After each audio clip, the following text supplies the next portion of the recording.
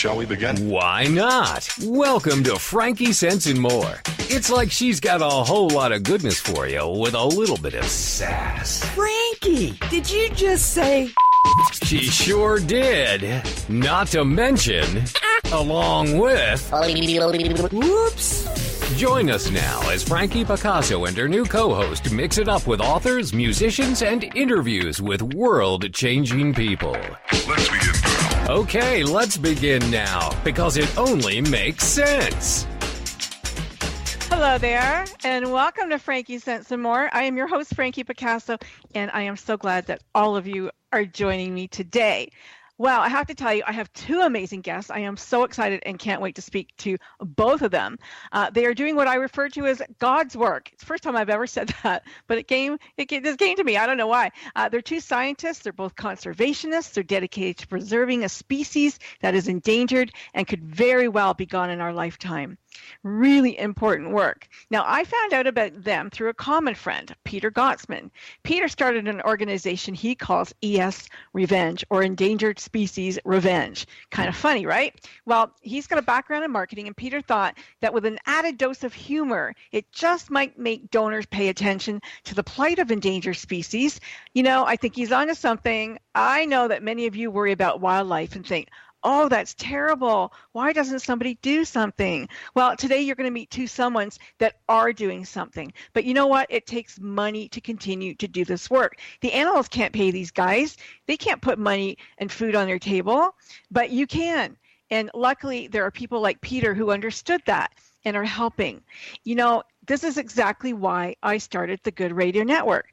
Talk radio, going beyond talk to actually doing good things in the world, called Social Impact. And I just want you to know how much social impact Peter has and how he stepped up to the plate, because he was concerned for the animals. You know, he'd studied wildlife management in Kenya, tropical forest ecology in Costa Rica, and I say an extra prayer for him, but Peter felt so strongly that bringing humor to wildlife conservation would attract millions of people to join this fight to save animals that he sold his company and some very precious artifacts, very rare ancient Egyptian animal god sculptures that he owns that were being displayed at the Metropolitan Museum of Art in New York. Can you imagine going to the curator and saying, excuse me, I need my stuff back, got to fund an endangered species revenge organization? Well, he did it. So please stand up for Peter, applaud him, say an extra prayer for him tonight, because you know what? He's doing an amazing job. What an amazing story of giving and loving to the animals and to this world. So I have to ask you, what are you prepared to do? You know, you don't have to give away your house or your precious artifacts, but you can volunteer. You can volunteer to share this show with everyone that you know. You can share the ESR website. You can donate $5 or $10 or $20 if that's all you've got. Money adds up. So please visit www.esrevenge.org. Now, after you meet today's guests, I want you to go back there and donate to their causes. You're going to understand why after you hear what they have to say. So I'm going to introduce you first to Dr. Greg Rasmussen. He's a British wildlife conservationist, biologist, who has been studying the African painted dog for over 25 years. In the, I don't know if I'm pronouncing it right, is Hwang National Park in Zimbabwe? If it's not, you can help me. The Wangi National Park. Yeah. Love it. Okay. In 2002, he founded and directed the Painted Dog Conservation Project, and he has now moved on to the Painted Dog Research Trust, whose goal is to continue with research into the highly endangered painted dog, but also to build for the future of conservation by making sure that Zimbabwean graduates become conservationists. They're mentored, given appropriate training and opportunity, as well as financial support. Greg has a very interesting story, and we're going to touch on that later in the show. Let me introduce you now to Dr. Enzo Aliaga Rossel. I hope I pronounced that right. He's a Bolivian biologist who has been involved in research and conservation of river dolphins in Bolivia and Peru for the last 12 years. Who knew that dolphins lived in rivers, in fresh water? I sure didn't, and they're pink. He's been working as an associate researcher in the mammal department of the Bolivian Wildlife Collection, where he participated in various projects of conservation for different areas of the country. His focus has been on mammal biology and ecology. He's studied, he's done many scientific studies in Bolivia, Peru, Panama, Costa Rica, and he has written for many different publications. He's published, and just absolutely amazing. He's also received an American Society of Mammalogy award from them, the William T. Hornaday Award, that recognizes outstanding graduate student who has made a significant contribution to the conservation of mammals and their habitats. So that's just absolutely amazing. And he's the only cetacean specialist in the country recognized by the International Union for Conservation of Nature. So congratulations on that. He's also the president of the Bolivian Network of Mammalogists. So welcome, gentlemen. Hello. Hi. Hi. Hello. Hi. Hi, Greg. We have 3 segments here, and I'm going to talk to each of you, about what you're doing separately, and feel free to engage. And then after, we're going to have a free-for-all, so it's going to be lots of fun. Stick around. Greg, I want to start with you for a moment. The painted dog. It's such a beautiful animal. It's got these wombat ears, kind of, right? And they're speckled, and no two are alike. Mickey Mouse would be dead jealous if he had Mickey Mouse ears.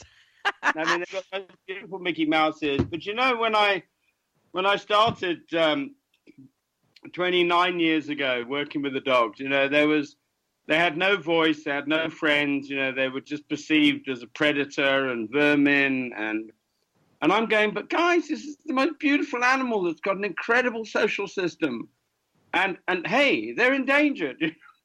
Well, didn't there used to be weren't they around for 40 million years or something? Yeah. Oh, yes. They're about 6 million years ago. They've been knocking around, and then, like the wolf, they were persecuted and unjustly, I'm afraid. And and I also say, who are we to wipe out species just because we decide, But oh my gosh, yeah. Well, there were 500,000 of them walking around, right? And we're down to 5,000 maybe. Yeah, if we're lucky. Yeah, there was probably nearly 1 million, and we're down to about 5,000. Over 100 years. I mean, this is the scary bit, Yeah, and yeah, and I remember as a young biologist, because I was younger then, 30 years ago. No surprises. Yeah. I remember thinking, I didn't even know the plight of this species, and I'm thinking, I'm a young biologist, and I was, I think I know what's going on in conservation, and I realized I didn't. Yeah. And I came across the dogs, and I realized that here was a species that was going to go out on my watch. And there is a saying, not on my watch. Yes. I don't want to see species go extinct on my watch. Maybe they never. And there was all sorts of, they're a predator and they eat cows and all this. And actually, when I did the study, this is where we need good science. I did the study and found out that the dogs were responsible for 1% of the farmers' losses. 1%. 1%. Yeah. Yeah. But they were the effort they were putting into it. And then I used to, and it was great, using radio as a medium to say to people, this is the dog. And in fact, one of my very first experiences with the dog that really blew me away was, here I was studying a species that was labeled a ruthless predator. Mm-hmm. And I was radio tracking these packs, and wherever the packs went, I would follow. And, at night, if they slept, I would sleep near as close as I could without disturbing them. And then one evening I heard this interaction with lions and the dogs. And I thought, oh my God, and I could hear the dogs doing their a group defense call. Mm-hmm. And then I heard like a yelping sound, and I thought, oh my God, one of the dogs has been killed. So I kind of get in there, and there was a dog lying there. He couldn't even lift his head. Oh. Good for dead, and I called the vet in, and the vet said to me, he said, I don't know why you bother calling me. He said, hey, this is nature, but we have to question what is nature. Yeah. And he said this animal's history. He said, look at the state of it. It can't even lift its head. He said, and he went away rather. Anyway, so interestingly, the dogs had another idea about it. And I came back the next day. The dog was gone. But I couldn't understand. I was seeing some strange movement patterns. They dragged that animal away alive into a thicket, and for 3 months they cleaned its wounds. Wow. And they fed it every single day. They would go sometimes, up to 10, 15 miles back just to look after this one individual. And I remember that, and I'm thinking, oh my God, here's a species that we can learn from. Yeah, maligning. We can learn from it. Hey, Absolutely. They don't fight. They don't. One of the species, they don't fight. They don't even fight over territory. we could learn a lot. Absolutely an amazing. The more you learn about them, the more interesting and amazing they become. And not that they don't fight, that they look after their weak, and that, and actually, like you. I was reading that you told a story that it's not about how big or strong they are, because there was a 3-legged alpha, like it didn't matter about that. And like, that's just incredible. Now, the one thing the girls are smart, you see. Pardon me? The girls are smart. Uh-huh. No, I'm serious. In painted dogs, the females choose the guys. Oh. They choose. Oh yeah, no, they choose. They're very picky as well, but they're not looking for the biggest, bulkiest guy pumped up with testosterone. They're looking for the smartest dog to be their leader, and that is what's so cool. A 3-legged dog. He can't be the fastest dog in the thing. He's not, but they're looking for leaders, real leaders that will take their pack in and out of trouble, that will make sure that the team is well and truly engaged and organized so that they can bring back food for her pups. Oh, yeah, we're going to go to a commercial break in just under a minute, but I wanted to ask you, so I know that only the alpha female can have a baby. Is that correct? Mm-hmm. Yeah. But they all mate?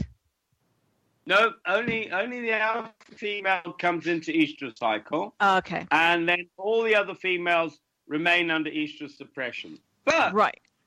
The cool thing is about painted dogs is that all those babies, everyone's allowed to share them. Nice. We're going to go to commercial break, Greg. I got to stop you there. Enzo, when we come back, we're going to talk to you, and then we're going to talk to everybody. So everybody hang in there, because we're coming right back. We're going to talk about the Pink Dolphin next. But look up those beautiful painted dogs. No two are alike. No, we're just getting warmed up. Frankie Sense and More will be right back after we pay the bills. This is Davy Kidd from newswithviews.com. My new book, Taking Politics Out of Solutions, is now available. Why is it nothing changes no matter who you vote for? My book covers the most critical issues eating this country alive, as well as the solutions that are already there that Congress and the agenda-driven media don't want you to know. From the disaster of our economy, why we will never have any economic freedom until the Fed is abolished, trade, the meltdown underway called Obamacare, the truth about Social Security and Medicare, and the fraudulent ratification of the 17th Amendment to the U.S. Constitution, a very big issue that affects every American. The answers and solutions are in my book that all Americans need to read, because the worst is coming at us like a freight train. To order, please call 1-800-955-0116.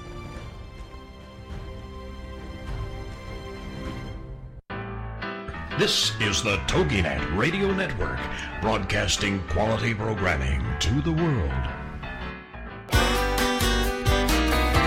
It's words you never heard. Have you ever wondered where the terms used in computer speak originated? The word cookie, that packet of information that travels between a browser and web server, is named after the fortune cookie, a cookie with an embedded message. Rebooting the computer is literally pulling yourself up by your bootstraps. The name Google was originally coined in 1938 by Milton Sirota, nephew of mathematician Edward Kastner, during a discussion of large numbers. Google is the number 1, followed by 100 zeros. The word Yahoo was originally invented by Jonathan Swift and used in his book Gulliver's Travels. It's a derogatory term for a person who is repulsive in appearance. Yahoo founders Jerry Yang and David Filo selected the name because they considered themselves Yahoos. It's words you never heard. I'm Carolyn Davidson, and you can have fun challenging your words you never heard vocabulary with my free app, Too Funny for Words.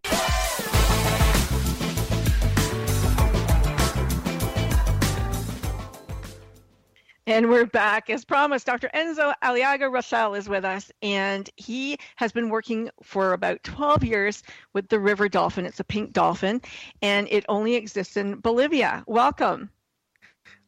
Hey, thank you, Frankie.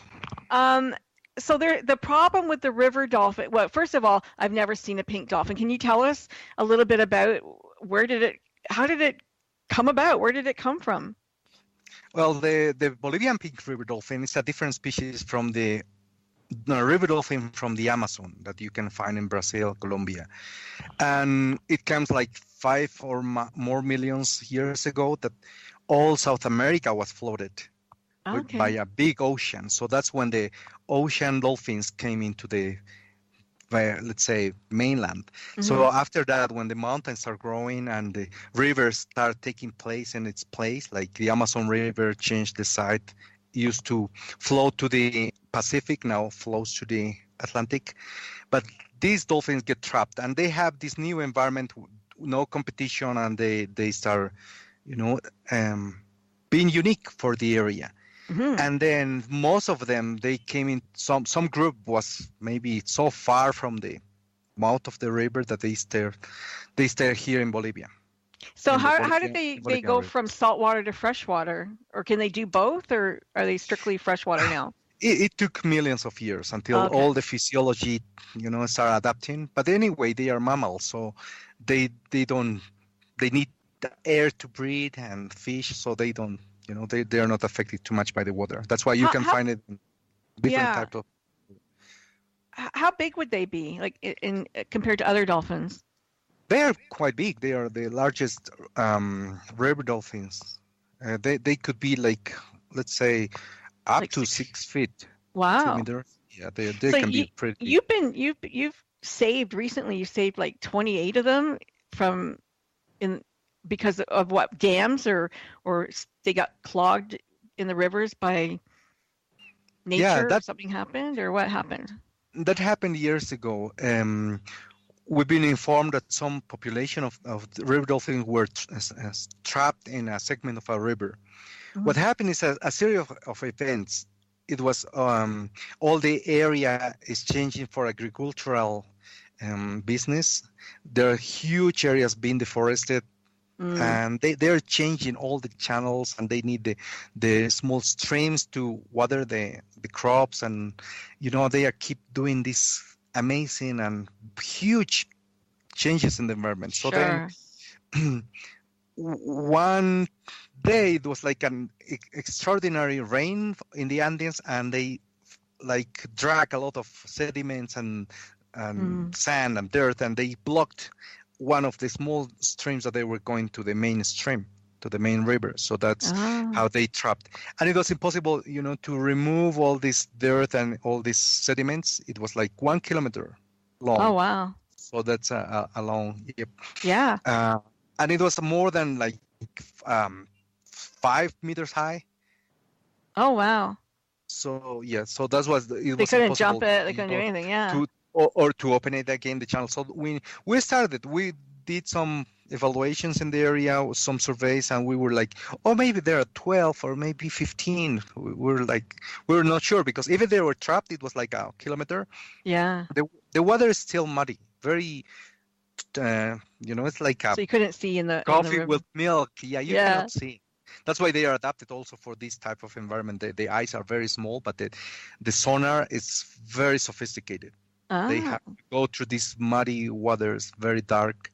Yeah, but anyway, we start taking it. We need a lot of people. We have a lot of help from people, organizations, volunteering. And we create this big team, and we start taking out of the water. We have to capture them with special nets, put them in a mattress, take them to a car, move them downriver. Then we have to put it in another boat and take them higher. Oh, wow. Because all this area was very shallow. The water was shallow. Okay. It wasn't deep enough for the dolphins. And we didn't want to have like all clumped in the same area, because want to start competing for food and everything. So we start taking one and another, and we ended with 24. But would they have been a family or a pod, or do they go in pods? Yeah. Yes, I think so. I'm pretty sure they were part of a family or a big group. One Yeah. of the genetic studies I did is like they don't move too far. I mean, the dolphins are in this area. They're not going to find like kilometers up the river in Bolivia. What made you fall in love with the river dolphin? I was a freshman at the university. I started biology in Bolivia, and one day in a book I read, there's dolphins, river dolphins. So for me, it was like, what? I couldn't believe it. It was like you were like, river Yeah. dolphins in Bolivia. We're in the middle of South America. We don't have access to the ocean. So I Yeah. was thinking, like everybody, maybe they're tiny. But then I started like trying to figure it out more, and I couldn't find any information. I started asking if my professors around here in La Paz. It's in the mountains, so they are not very familiar with the species. I started talking with friends, family. Nobody knew. So like, what? It's our own country. We have this weird, Yeah. amazing species, and nobody knows about it. So when I started reading, and they said they're pink, so like, oh my God! So also they're pink. Now they're pink. Yeah. They're dolphins. They're living in rivers in Bolivia. So far from the ocean. So for me was amazing. And then the first time that I went to this area, the tropical area, and navigate to the rivers, I was amazed because the water I was telling you is very muddy. You cannot see anything. I jumped, tried to, to make a swimming around. I couldn't see anything. So for me, it started making more and more questions. It's like how they communicated, how they can survive in this changed environment that during rainy season, they flood all the forests. Dry season, it goes very, shallow. So that's how I started. And I find out that there's only one study made in 1967 something by some Swiss scientists.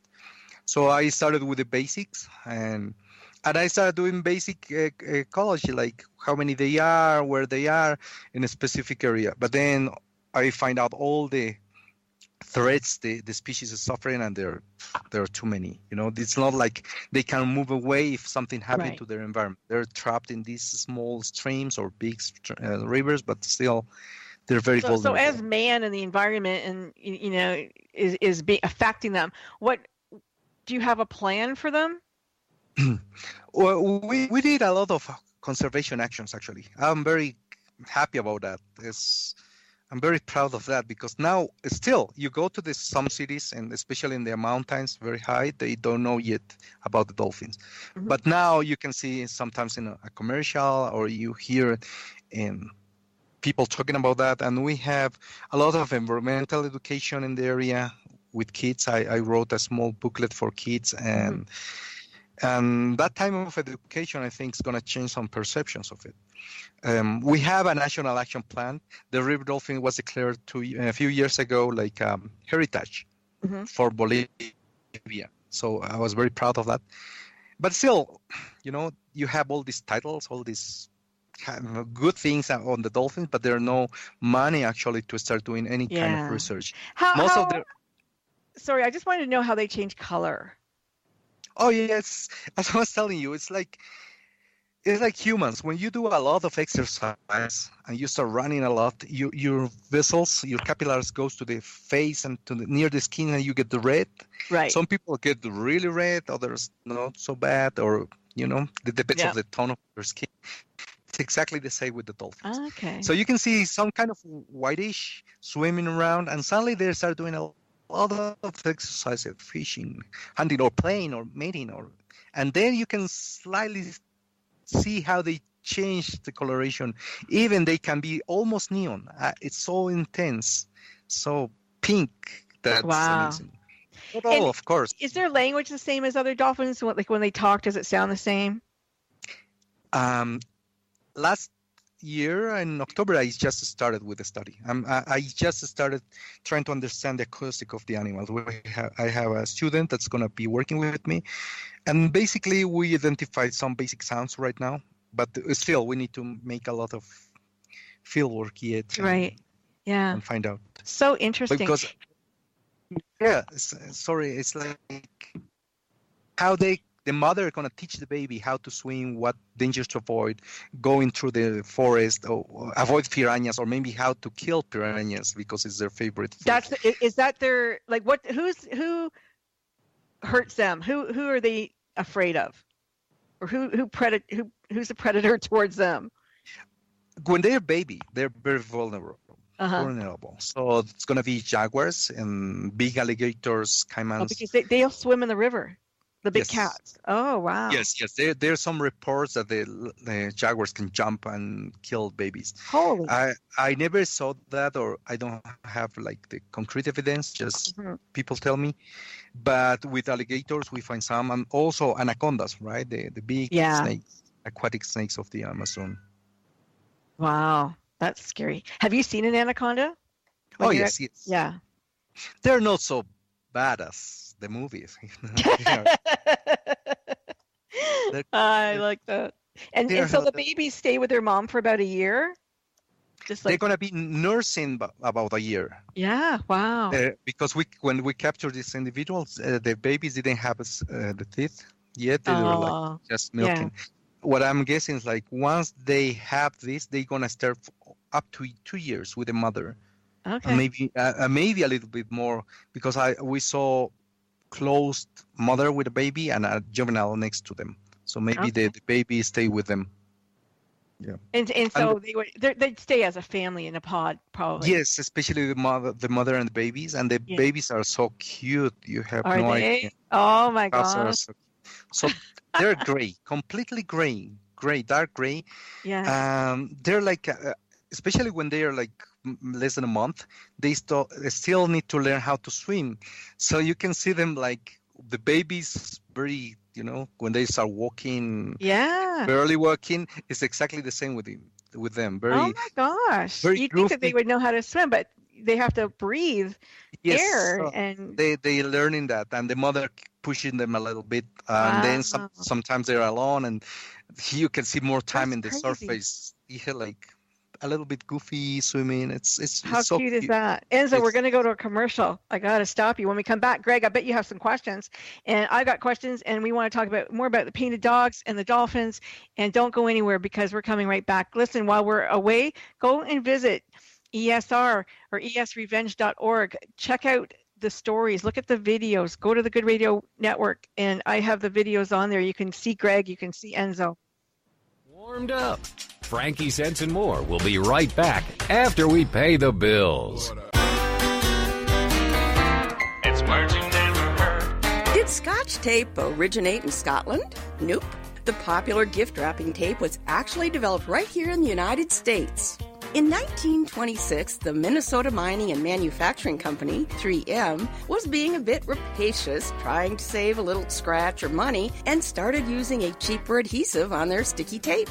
A Detroit automaker ordered some of this newer, cheaper tape to use for spray painting auto bodies. But the automaker complained because the tape was Scotch, a politically incorrect word that meant cheap or stingy.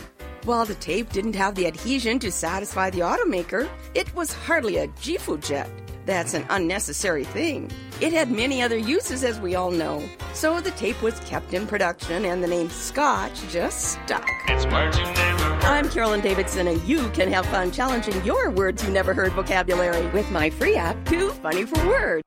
It's the Fitness Minute with fitness expert Annette Hammond. ADHD, or Attention Deficit Hyperactivity Disorder, is a developmental disorder with symptoms that include hyperactivity, impulsivity, and inattention. While it is said that 9% of school-age children have ADHD, 4% of adults are also afflicted with the disorder.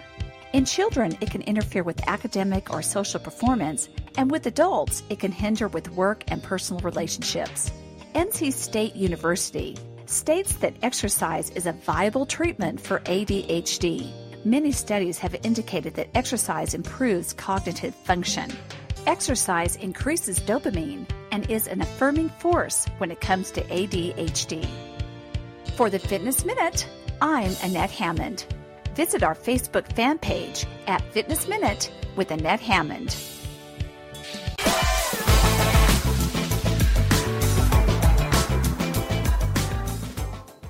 Hi, you're listening to Frankie Sense and More. I'm your host, Frankie Picasso. We have Dr. Greg Rasmussen with us. We have Dr. Enzo Aliaga Rossel with us. We're talking about the painted dog, the pink dolphin, and conservation in general. And of course, off air, the really great conversations happen. So I'm going to bring them on air. And just while we were on break, we were talking about all of the species that we don't know about, all of the species that could be going extinct that we haven't even thought of, common ones. Greg was just talking about the common sparrow, who might be going the way of the dodo bird very shortly because of us. Man, we are terrible stewards. Gentlemen, hop in whenever you feel like it. Okay, thank you. Yes, as a child in England, then we emigrated to Zimbabwe, which for me was the most amazing thing when I could see wildlife at another level. But, the common house sparrow was in, every roof, every barn, every eaves. Mm-hmm. And then suddenly they disappeared because of a mixture of pesticides and a mixture of everyone, you can't have your nest in my eaves, in my roof, in my this, in my that. And the thing is like listening to, the stories about the river dolphin, whether it's somebody cleaning out the eaves of their gutters to get rid of the sparrow that's messy or whatever, to, building dams that are, meaning that the dolphins can't survive in their natural habitats. And this is key. And, and there are, the same way neither of us as young biologists knew the plight either painted dogs or pink dolphins were in. Mm-hmm. Yeah. And yet, as we study it, we go, oh my God, these things could go lights out. And, and before I, cut out, I'm going to leave, my mum always came in with such a powerful message. She said something that you echoed earlier on. Nature does not have a voice. Mm-hmm. And we have to be that voice, and some way, somehow, nature can't say, oh my God, you cleaned out my nest. That's the only place I can have my chicks, or, And it's amazing how we get so offended when they, as children, we're like, oh my God, look, it's a fox, it's a bunny, it's a this, it's a that. And yet, we hate when they encroach on us, and yet we've taken away their home. Like, why don't people understand that? We're taking away their home. Yeah. And they're important. And I don't, as biologists, the two of you understand more than anybody else the relationship. What's going to happen when they're gone? Like, what's going to happen? There has to be, an order to things. And so as they go away, what else is happening in the world? What void is filled, or iconic symbols of what should be there. And I'm sure you feel the same about the dolphin, the pink dolphin. It's more than just a pink dolphin. Mm-hmm. Right. It's a very special, unique animal that's got a lot to teach us. Yeah, I think that's what we need to learn a lot about the species. We are using this species as a charismatic. Everybody talks about that. It's like, if you talk here in La Paz, in my city, in the main city, is like, I study real dolphins and everybody wants to save it. Everybody loves it. But if you go to the rural areas, the problems are, it's strong and you cannot do too much. And you start finding conflicts with fishermen that they think it's competition for them, or use them or start killing them to use them as a bait. Oh my God. So you start finding all these things, and that's a new problem that it's happening right now. Even in Brazil, in Brazilian Amazon, everybody said, oh, there are so many river dolphins, there's a common species, no problem at all. But in the last years, they start using it as a bait. They start killing them because all the big fisheries are gone. All the big fish are almost extinct. So the fishermen start going to smaller and scavenger fish. So that's why they need to kill them. And you have all these issues, and you start talking with people, and they really want to act. Sometimes people say, I'm so far away from the Amazon, so far from Bolivia, how I can help. But we need to think we're in the same globe. It's just like an island. Yeah. The Earth is on a small island floating in the space. So every single action you are doing far away is going to affect somehow here, or, in the rural areas. Absolutely. Absolutely. Now, I want to talk about one thing. The collar. Let's talk about the collar for a moment, Greg, that you designed for the dogs, because the dogs were getting snared and strangled because of the people in Zimbabwe. Yeah. They have the bushmeat. They kill antelope. Yeah. Let me share this with you. Because we all have different strategies that we come up with to try and save endangered species. And one of the biggest threats to painted dogs is snares. Now, these are snares set for bushmeat. They're not set for painted dogs. They're not a retribution thing. Mm-hmm. They're set to catch bushmeat, which is a business. Now, it's not a poor person looking to get some meat to go home because he's hungry. It's a business. It's the same way that... But it's illegal, isn't it? Yeah, it's illegal, but the same way. But illegal doesn't mean to say something doesn't happen. Right. No, I get that.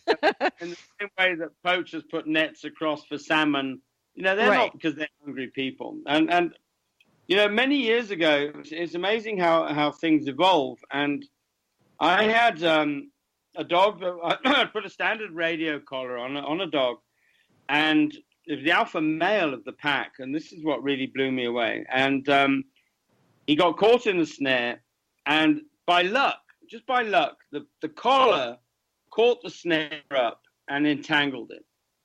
And the dog was struggling, and I managed to get in there and dart him and pull the snare off.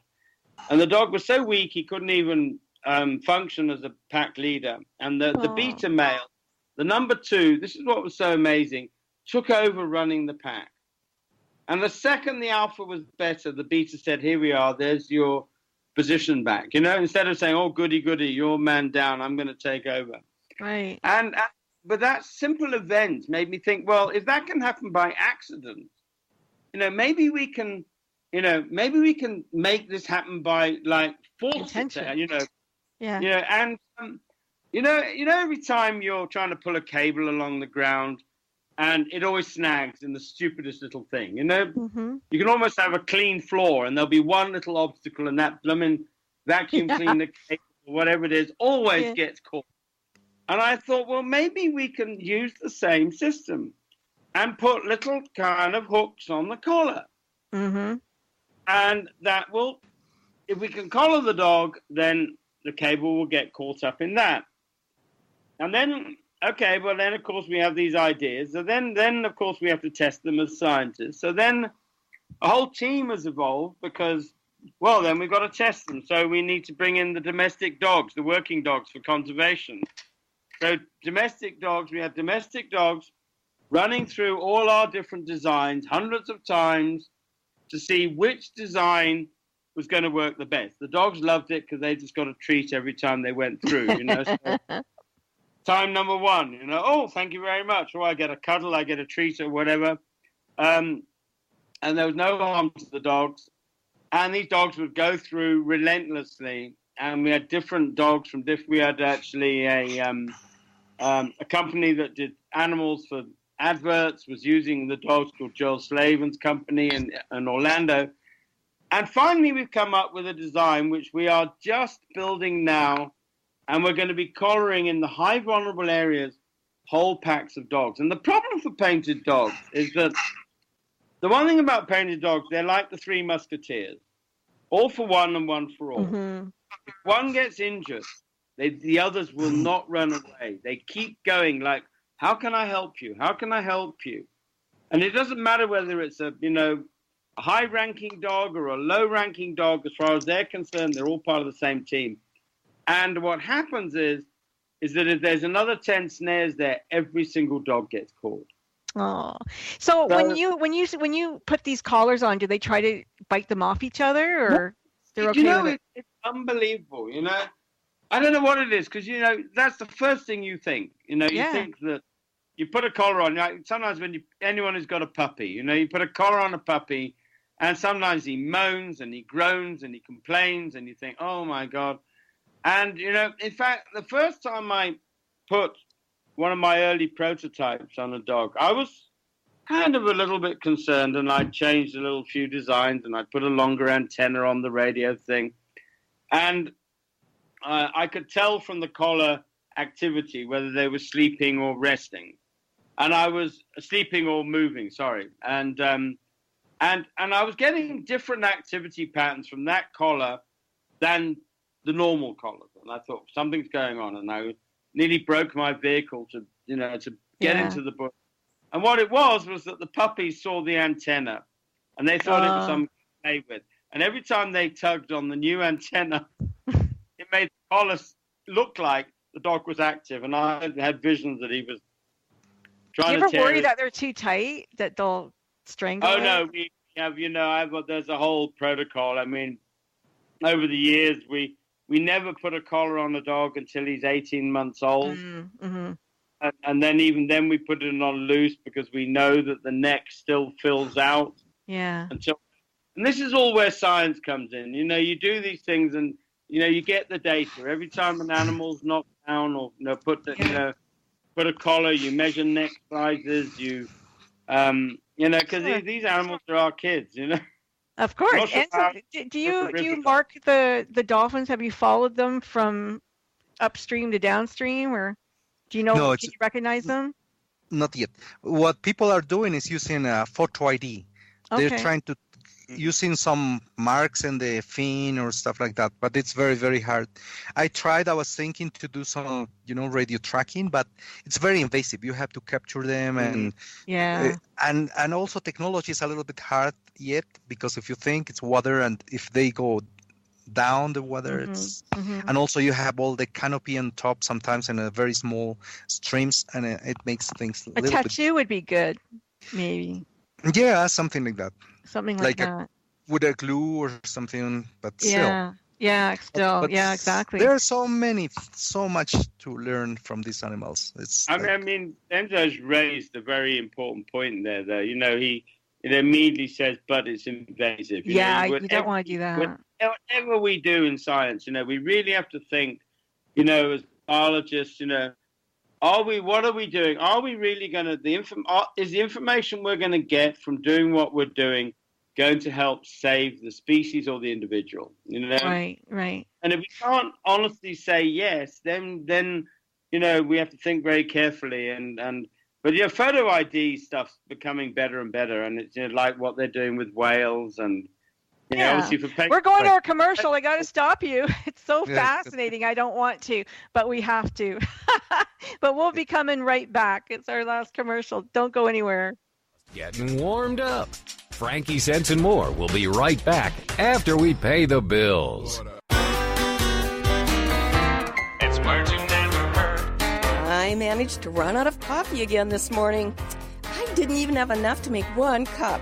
Boy, was that a miskabobble or big mistake, because I make serious coffee, so strong it wakes up the neighbors. Now, I don't have a problem with caffeine.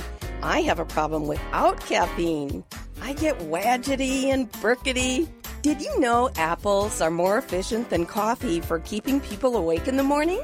Unfortunately, I didn't have any apples either. Acorns were used as a coffee substitute during the American Civil War.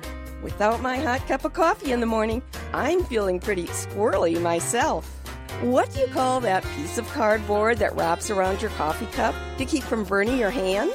A zarf. It's words you never heard. I'm Carolyn Davidson, and you can have fun challenging your words you never heard vocabulary with my free app, Too Funny for Word. It's the Fitness Minute with fitness expert Annette Hammond. The largest joints in your body are your hips and knees, and they are often plagued with pain and can keep us from exercising. Millions of Americans have pain in these joints, and their pain can be short-term and injury-related, which is acute pain, or off-again, on-again pain, which is recurrent, or pain that lasts for 3 months or more, which is chronic. According to Harvard Medical School, the solution might be a set of exercises, pain relief medication, minor surgery, replacement, or some combination of these.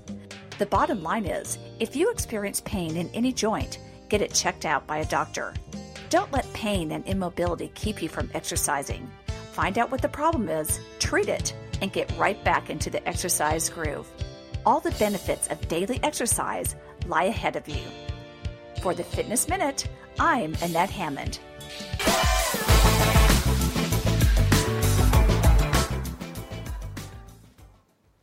Of course, the better talk happens off air. We're just talking about, Greg was talking, they actually both had worked on painted dogs, which is very exciting. And this afternoon in Zimbabwe, which is 7 hours ahead of us, or 6 hours ahead of us, they have finished 10 collars for these dogs, which is very exciting. And they need donations. They need your help. They both need your help. So please go to the site and donate whatever you can, 5, 10, 15, 20, $100 if you can, to make it happen. Because what is it? It's $250 for a regular collar and $500 for the collar with a GPS tracking in it. Is that correct? Yeah, something like that. Something like that. Yeah, but hey, the main thing is a collar for $250 saves an animal's life. You know, right?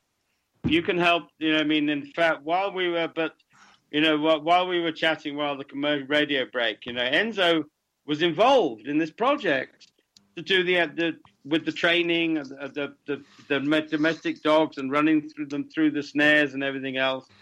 And it's so exciting that we are right at the point now where we're going to get these collars on, and so the new improved version, a bit like dishwashing liquid. That's amazing. Yeah, I'm very, very, very happy about that.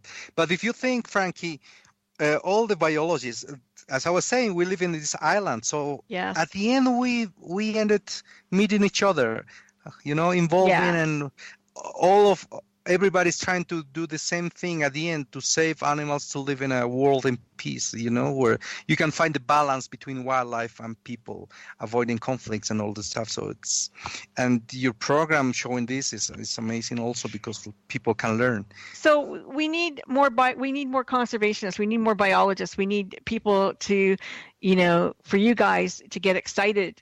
And not just, you have your animals, but we also have to excite the rest of the world to go into these jobs, to go into these kinds of fields so that, we can find out about these species and save these species.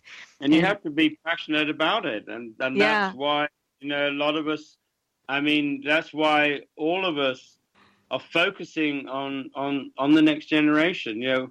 We're all focusing on not only, school, children and schools, which is important, but also, this is why at the moment, we're, focusing on building our conservation ecology center where young grad students, a number of them, can come and stay, they can do courses, they can get inspired, but also they can have a home where, everybody believes in them. In Zimbabwe, for example, it's still be problematic for women, for example, to go into conservation. Their parents don't believe in them. And, we provide, like now we've got this environment where, women can come, and even though their families might say, "What are you doing, girl?" The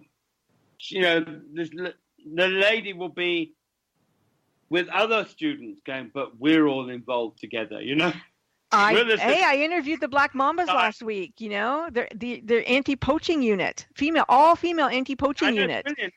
Isn't it fantastic? Crazy, yeah. But I wanted to ask you both because I was watching a documentary by a man. His name was Joe Hutto, and he lived with the mule deers, and it got so, they were his family. He lived with them for, like you, for 20 some odd years, and he knew all of them, and he knew the babies, and every year the hunters would come out, and every year, a family member would die, and it got to the point where he kept saying, "I don't know if I can do this anymore because it hurts so much."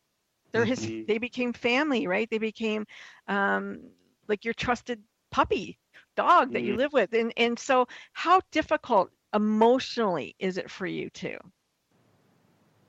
That's very, very difficult for me. It's like I get frustrated all the time, because suddenly it seems that everybody loves dolphins, and then you see like a mother just killed with a baby still in the womb.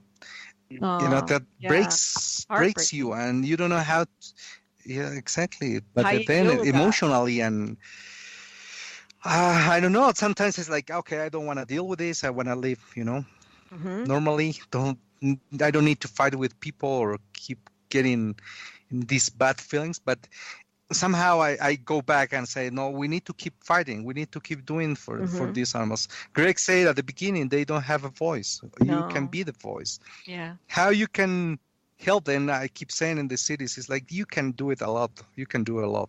Learning from the animals, helping all these environmental initiatives like Endangered Species Revenge.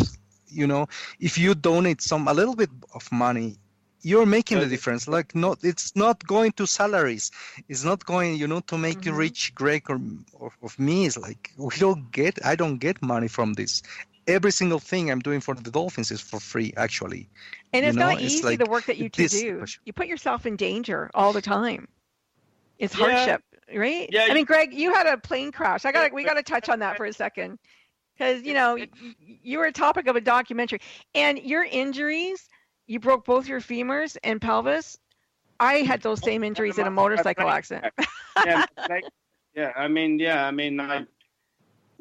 was broke pretty much every bone in my body, but my spine. But you asked how do we keep going? And I think it's something that we all face. And there's,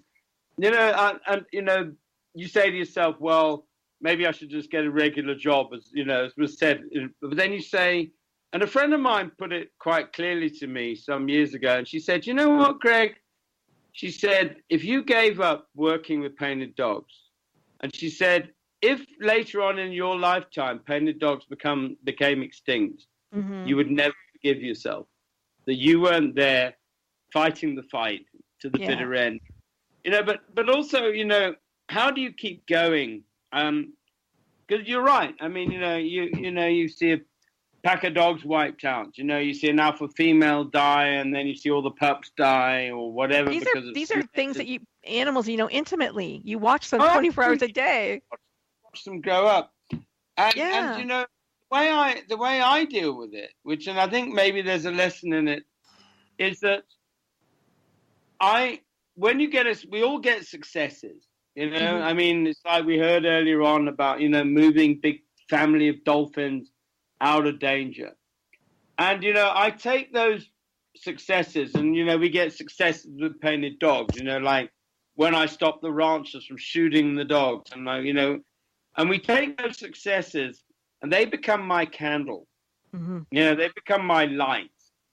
And I'll look at that light, and until I get another gleam of light. That's your go-to light. That's my go-to light, Yeah. Periodically, we get them. I mean, like these collars, we're going to get these collars out there now, And if I see 6 dogs snared and break the wires because of these collars, that's going to be my next light. Yeah. And that's keep me and a lot of people going for a hell of a long time. You guys are doing amazing work. I want to thank you from the bottom of my heart, really. I'm already in tears. I can't believe it. But, because I just feel so much for them. And I'm just so happy that there are people like you doing what you do for them. How tempted were you to ever take a puppy? Oh, never. Never. I have to say, when I was hearing about those dolphins, you kind of want them in an aquarium, Yeah. No. To me, the beauty is actually not owning anything. Yeah. The beauty. Oh, and I have to say, oh God, the puppies are cute, and I'm sure, the baby dolphins are cute. What's the correct name for baby dolphin? I'm not sure I know it. But Enzo? Enzo, what's the correct name? A what? A calf? A calf. A calf, right? Yes, of course. Yeah. And and I look at these pups, and they're so smart and they're so beautiful. But I think your beauty is when you're in the wild. Yes. You're gorgeous where you are, and that's where you belong. And for me to see when I see the next generation born, that's when I get excited. Right. And it means that we've done something good. And ultimately, and I can say it's not even knowing Enzo intimately, I will guarantee that had no one intervened, he not intervened and given a voice to those dolphins. Oh, absolutely. Most of those dolphins today would be extinct and gone. I believe that. I totally believe that. And how many calves can they have? And Only one. Just the one, eh? And the painted dogs, because they're the alpha female can have a pup. Is there like 20 sometimes? They can actually have up to, I mean, the biggest litter I've ever seen is 19. Wow. Wow. But you know what's so amazing? The number of pups is directly proportional to the number of dogs in the pack. So they can feed them. It seems that the alpha female is well fed in a big pack and therefore implants big litters. Nice. But she only suckles them for 2 or 3 weeks. And really? She hands over the whole rest of it to the rest of the pack and say, I've done my bit. You know? So they don't drink for very long. They don't. No, they're weaned in 3 weeks. Wow. Yeah, a couple of weeks they suckle, and then they all go into solid food. And you watch, you know, because a lot of the data we get at dens is using camera traps because it's non-invasive. You know, so going back to what Enzo was saying, you know, non-invasive research. I don't have to be there. Put a camera there. I got to stop you for one moment, just because we've got less than 2 minutes, and I want to make sure that people go to www.esrevenge.org/Bolivian-pink-river-dolphin-project. The same, esrevenge.org/African-painted-dog-project. Go and visit them, watch the video, it's really cute, and donate your money, because you've heard why it's so important here today. Okay, carry on. We did the important work. Yeah, no, absolutely. You know, as I say, it's all back to my mum and the voice, you know, and everyone listening to this program can be the voice of the animals, you know? Mm-hmm. I mean, everyone can. Absolutely. You know, everyone listening can, you know, and it does, you know, whether it's $5 or $10 or more, whatever, it makes the difference. It really does. You know, it does. I said at the top, she's sharing the show. You volunteer. There in the field to put, keeping a blooming vehicle alive. I'm sure Enzo's got stories about all the vehicles that break down and, you know. Yeah. We've got 30 seconds, and I just have to, I'm sorry to cut you off. You guys will have to come back. But thank you for coming on today, sharing your stories, telling the plight, being the voice for those endangered species that you represent. I thank you so very much.